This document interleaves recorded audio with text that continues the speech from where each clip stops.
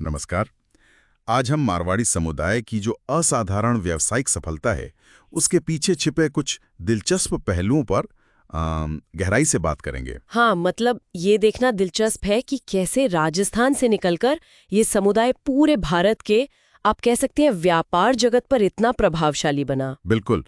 Aditya Birla group, Bajaj, Emami, times group, कितने ही बड़े नाम हैं। सही कहा। और हमारी आज की चर्चा मारवाड़ी सफलता के 5 रहस्य शीर्षक वाले एक लेख के कुछ विचारों पर आधारित है। अच्छा। तो हम कोशिश करेंगे कि उन मुख्य गुणों को समझे जो स्रोत सामग्री के अनुसार इस समुदाय की सफलता में योगदान करते हैं। ठीक है, तो पहला सूत्र क्या है? पहला सूत्र है इनोवेटिव स्ट्रैटेजी, मतलब नई रणनीतियां बनाना। Innovative strategy.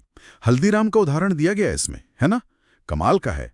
सिर्फ 11 साल के गंगा बिशन अग्रवाल जी। जी हाँ, उन्होंने देखा कि बीकानेर में तो सब एक जैसी भुजिया बेच रहे थे, कुछ अलग नहीं था। तो उन्होंने क्या किया? उन्होंने इसे एक चुनौती की तरह लिया और 3 बड़े बदलाव किए। पहला, स्वाद और बनावट। स्वाद और बनावट? हाँ, बेसन की जगह मोठ दाल इस्तेमाल की। इससे भुजिया ज्यादा कुरकुरी बनी और स्वाद भी थोड़ा अलग हो गया। अच्छा, ये एक इनोवेशन हुआ। और दूसरा था प्रस्तुति, मतलब ब्रांडिंग। भुजिया को स्थानीय महाराजा डोंगर सिंह के नाम पर डोंगर सेव कहा। डोंगर सेव। इससे एक प्रीमियम फील आया होगा। बिल्कुल। और तीसरा कदम तो और भी कह सकते हैं बोल्ड था। वो क्या? कीमत 2.5 गुना बढ़ा दी।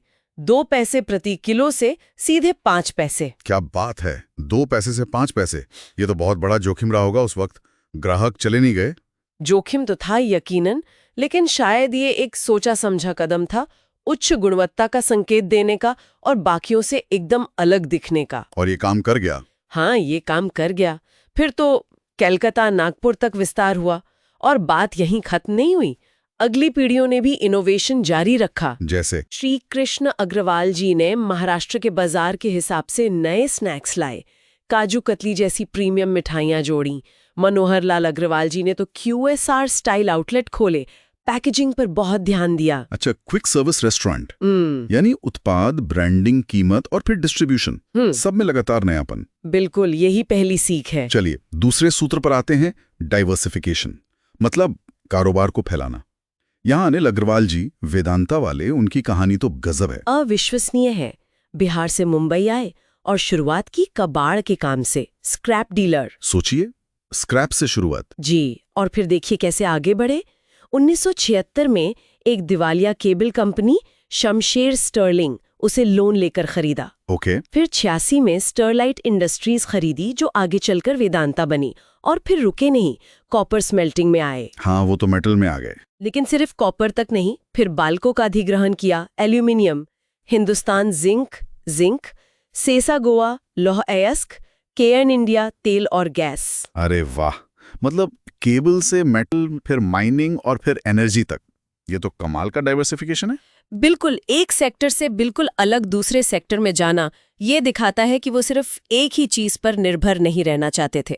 लगातार विकास और आय के नए स्रोत खोज रहे थे। और सिर्फ भारत में ही नहीं। नहीं, बिल्कुल नहीं। दक्षिण अफ्रीका, ऑस्ट्रेलिया, जाम्बिया, कई देशों में उनकी खाने हैं। तो सीख ये है कि एक व्यवसाय पर टिके न रहें, विविधता लाएं। सही बात है। तीसरा सूत्र है ब्रेकिंग ऑल बैरियर्स, सारी बाधाओं को तोड़ना।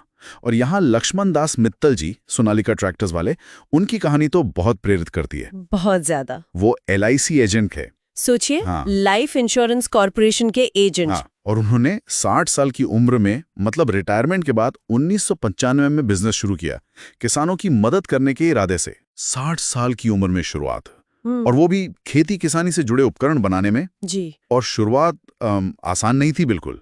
उन्होंने जापान से थ्रेशर मशीनें मंगवाई। अच्छा। लेकिन वो मशीनें यहाँ फेल हो गईं।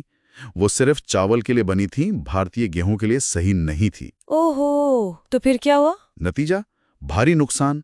वो लगभग दिवालिया हो गए। 60 की उम्र में शुरुआत और फिर इतनी बड़ी असफलता, किसी का भी हौसला टूट सकता है। बिल्कुल, लेकिन उन्होंने हार नहीं मानी, ये खास बात है। उन्होंने क्या किया फिर? हार मानने की बजाय उन्होंने उन मशीनों को भारतीय गेहूं के लिए मॉडिफाई करवाया, सुधरवाया, और वो सफल रहीं। वाह।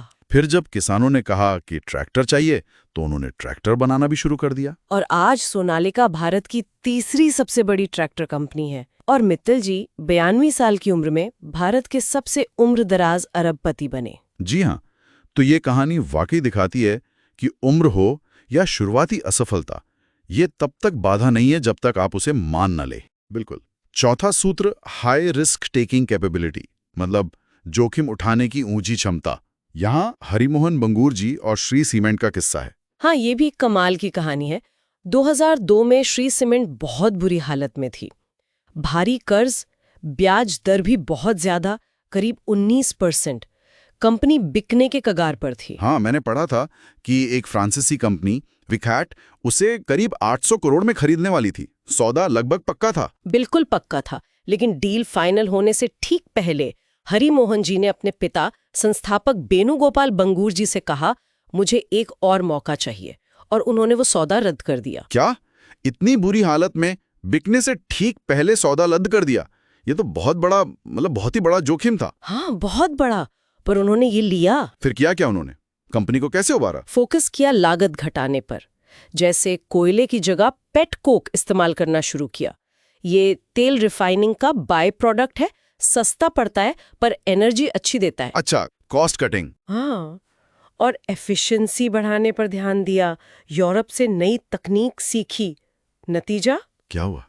कंपनी घाटे से मुनाफे में आ गई। सिर्फ 10 साल में मुनाफा 6 करोड़ से बढ़कर 1000 करोड़ हो गया। 6 करोड़ से 1000 करोड़, अविश्वसनीय। और मजे की बात यह है कि आज श्री सीमेंट उस विकेट कंपनी से कई ज्यादा उत्पादन करती है जो कभी उसे खरीदने वाली थी। कमाल है। ये दिखाता है कि मुश्किल हालात में भी अगर खुद पर और अपनी रणनीति पर भरोसा हो तो कैलकुलेटेड रिस्क लेना कितना फायदेमंद हो सकता है। बिल्कुल। और पांचवा और आखिरी सूत्र है अडेप्टेबिलिटी एंड अपॉर्चुनिटी सीकर, यानी माहौल के हिसाब से ढलना और मौके तलाशना। यहाँ अजय पिरामल जी का उदाहरण है। जी, उनके लिए शुरुआती दौर बहुत मुश्किलों भरा था। पिता का निधन हो गया, फिर जब भाइयों में बंटवारा हुआ तो ज्यादा फायदेमंद कारोबार दूसरे भाई के पास चला गया। फैक्ट्री में हड़ताल हो गई, फिर दूसरे भाई का भी निधन हो गया। ओह, काफी मुश्किलें एक साथ। हाँ, और ये सब तब हुआ जब वो सिर्फ 29 साल के थे। उन्हें सब संभालना पड़ा। और उस समय टेक्सटाइल उद्योग, जो उनका पारिवारिक व्यवसाय था, वो भी सरकारी नीतियों और कंपटीशन के कारण मुश्किल दौर से गुजर रहा था। तो ऐसे में उन्होंने क्या किया? टेक्सटाइल में ही बने रहे? यही उनकी अडेप्टेबिलिटी, उनकी अनुकूलनशीलता सामने आई। उन्हें पता चला कि एक ऑस्ट्रेलियन फार्मा कंपनी है निकोलस लेबोरेटरीज, वो भारत से अपना कारोबार समेट रही है। Pharma company? टेक्सटाइल से एकदम अलग? हाँ, बिल्कुल अलग। उन्होंने इसे एक अवसर की तरह देखा और कम जोखिम पर उसे खरीद लिया। अच्छा, मतलब टेक्सटाइल पृष्ठभूमि होते हुए भी फार्मा में कूद गए? जी, और ये फैसला उनके लिए बहुत सही साबित हुआ। उन्होंने फिर धीरे धीरे फार्मा सेक्टर में कई और छोटी कंपनियों का अधिग्रहण किया और पिरामल ग्रुप को आज हम जिस मुकाम पर देखते हैं वहां पहुंचाया है। ये कहानी सिखाती है कि कैसे बदलती परिस्थितियों के हिसाब से ढलना और अपनी पृष्ठभूमि की परवाह किए बिना नए अवसर पहचानना और अपनाना कितना जरूरी है। बिल्कुल, सफलता की कुंजी यही है। तो अगर हम संक्षेप में देखें, हमने मारवाड़ी समुदाय की सफलता से जुड़े 5 सूत्र देखे। हल्दीराम की इनोवेटिव स्ट्रैटेजी, अनिल अग्रवाल का डाइवर्सिफिकेशन, लक्ष्मण दास मित्तल का बाधाओं को तोड़ना, हरिमोहन बंगूर की जोखिम लेने की क्षमता, और अजय पिरामल की अडेप्टेबिलिटी और मौके पहचानने की काबिलियत। जी हाँ, ये कहानियां साफ दिखाती हैं कि कैसे इनोवेशन, विविधीकरण, दृढ़ता, जोखिम लेने की हिम्मत और अनुकूलनशीलता, ये सब मिलकर व्यापार में असाधारण सफलता दिला सकते हैं। बिल्कुल, पर यहाँ एक सोचने वाली बात यह है, क्या ये सिद्धांत सिर्फ एक खास समुदाय तक ही सीमित हैं, या फिर आज के दौर में कोई भी उद्यमी, चाहे वो किसी भी क्षेत्र से हो, किसी भी पृष्ठभूमि से हो, इन सिद्धांतों से सीखकर आगे नहीं बढ़ सकता? इस पर विचार जरूर करना चाहिए।